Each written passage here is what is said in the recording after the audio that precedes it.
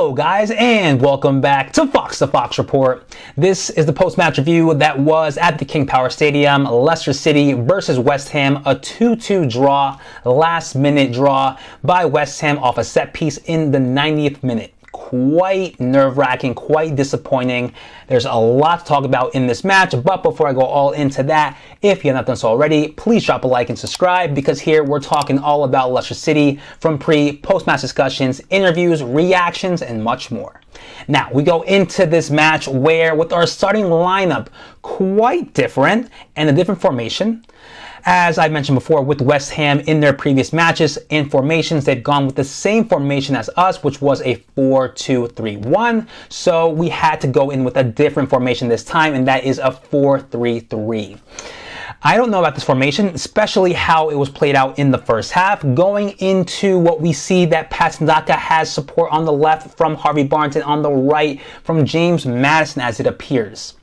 Now, Maddison is mostly a player who's works towards the center, while we have Yuri Tielemans kind of shifting roles as well, middle, right side, and Ricardo Pereira coming in the right back, coming up to be part of the attack on the right side as well. So just going off that, we necessarily need to have someone who will take control of that right wing position. We can't have players who are preferably more so used in the middle or as a wing back to shift in positions for that right wing role. We need to have someone who's going to take that role and be there so that we can have a great attack. Now, with that dilemma, like I said, with Harvey Barnes and Adam Lookman, both players we see are fairly much more better on the left side, so we have to find a solution. I don't know if we can see which player, Harvey Barnes or Adam Lookman, can play either up top, be part of the attack with Patson Daka, or we put Harvey Barnes on the right side, which we have not seen yet in a long time, but we need to have both players preferably in the starting lineup together. But we know that Adam Lookman on the right side, as we saw in the second half of this game, where he wasn't doing much or giving us much. We know that he can give us a lot in the left side, but on the right, it's not doing much for us and pretty much is a waste of space. So we have to find, like I said, that solution to have both players. While I personally preferably want Adam Lookman on the left side, we have to find a different position for Harvey Barnes, even though he gave us a great performance in this match on the left side. But it's honestly what works for the team and what we can do to better our attack. Now, going into the first goal, as I look into the replay of that play, I'm just looking and seeing, the long ball that's being given by the West Ham player to Jared Bowen, that is far away from our defense. That's like 40-50 meters away. There is enough time and space in order to project the ball where it's going to be and run towards it and make sure no West Ham player reaches it. But no, we just have a late reaction. We somehow can't pinpoint where the ball is going to land. Apparently, our pace is too slow for Jared Bowen. He beats us to it, and next thing you know, it's a 1v1 with Kasper Schmeichel. So it's just one of those things where I question ourselves: are we slow at reacting? Are we slow at pace? Last time we had Wilfred Ndidi in that last line as a center back, and like I said before, with him there, I kind of feel a bit more comfortable, confident that he is going to work his role great, which he has mostly been doing every time he's played in that position. So seeing him not there now, in Soyuncu there, that's pretty much what happens. That's what I see. That's what we see happen, is we see these balls come over our defense easily, and just no one is aware where the ball is, and next thing you know, it's past them, and then the opposition has a 1v1 with the keeper. It's just one of those things that we have to fix. It's so easy, and I don't understand how it can't be corrected. But we just do not react before that goal in the first half. We lack creativity. We just can't find the ball. For some reason, can't drive the ball up past West Ham. They lock down in their area. We're just losing opportunities. We have no creativeness. We have no desire to risk a ball, risk a pass. we're losing options, and then we're just passing the ball back. Time is wasting. Leicester City fans are just annoyed or angry, and that you can hear them all booing because we're not moving the ball around.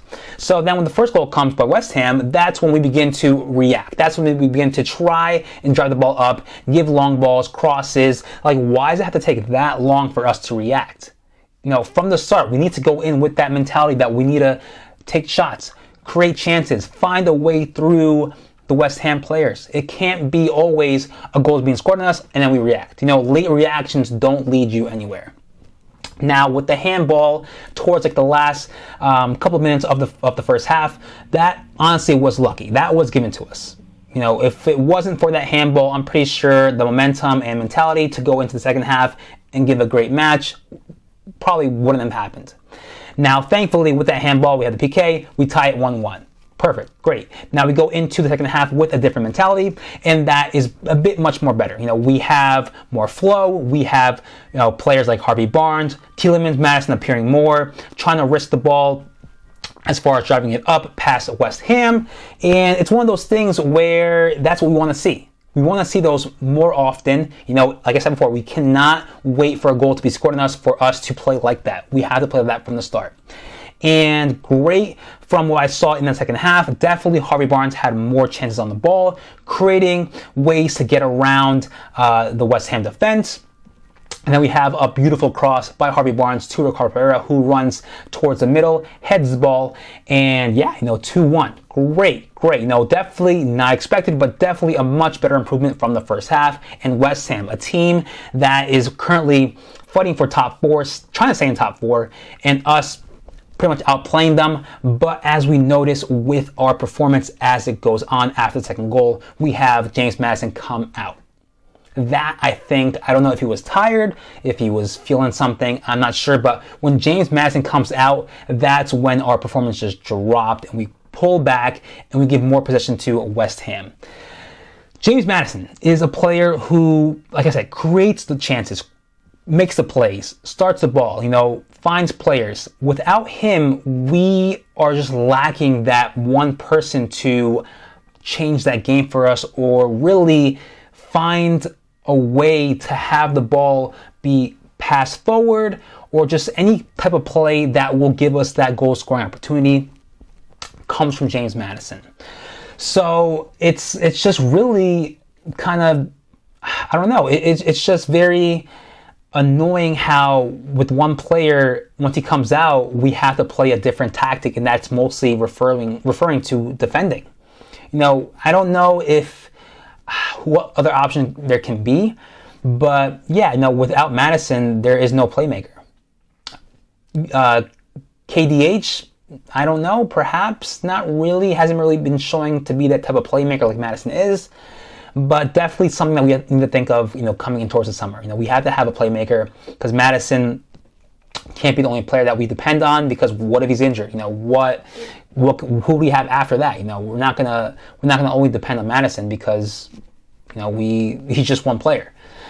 So once Maddison comes out, that's when we defend most of the time, and it's really just seeing how long does it take for West Ham to tie the game, and it preferably took as long as to the last minute of the match, and then that's when they have the set piece corner kick, in which we couldn't defend, and then they make it 2-2. Now, I'm not going to go with the whole, it was a handball, landed on his arm. No. We have to be at fault for that. We have to correct this problem that we've been dealing with all season long. We're the only team that's let in so many goals off set pieces, which is just embarrassing. So it's just one of those things where we're already expecting the worst to happen, and that's what happened. So it's just annoying to see that.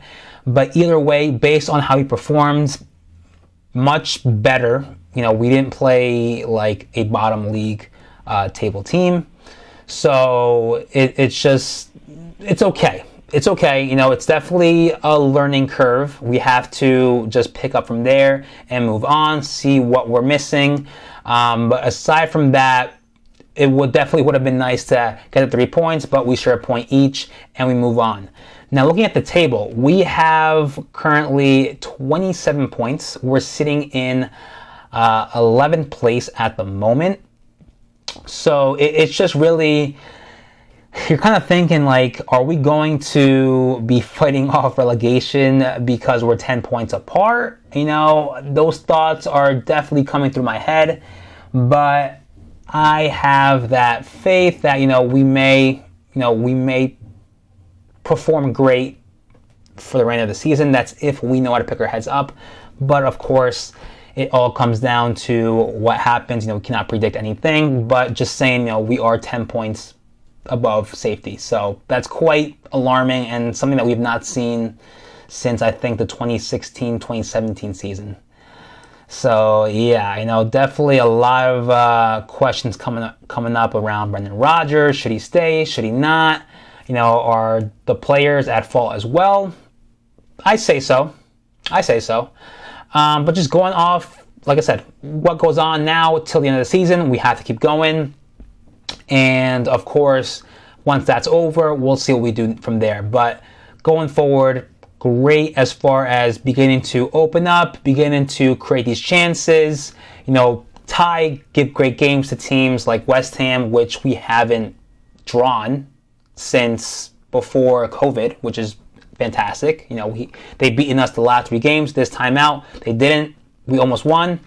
But now we go into our next match that will be for the Europa Conference League against Randers FC over at the King Power Stadium. This one I will be live streaming. YouTube. I'll try to do Facebook and Twitch. I'm not sure yet, but definitely on YouTube, so stay tuned for that. And yeah, it's just, like I said, we move on. We go into this Europa Conference League, and it's now the only option at the moment, realistically speaking, if we want to go into Europe next season. But no, definitely, of course, we cannot look at Randers FC as an easy team, even though they come from the Danish league. We cannot look at that. You have to look at opponent just the way you look at every single other opponent. You give them the respect that they preferably, you preferably the right respect, but as well as not too much respect. But then again, you can't look at them as an easy team. You have to go in confident. You can't go with the expectation that they don't know how to play. Because that's when you just drop in level, you drop to their performance, and next thing you know, they're playing better than you. Just like we did against Slavia Prague. So it's going to be a tough match. Every game is a tough match. Nothing's easy.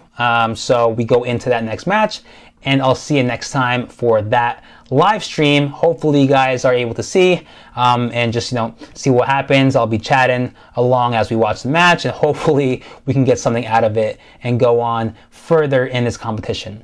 But other than that, please let me know what you guys think about our performance against West Ham. Also, if you have any questions coming up against the game against Randers FC, definitely leave all that in the comment section below, and I'll see you next time.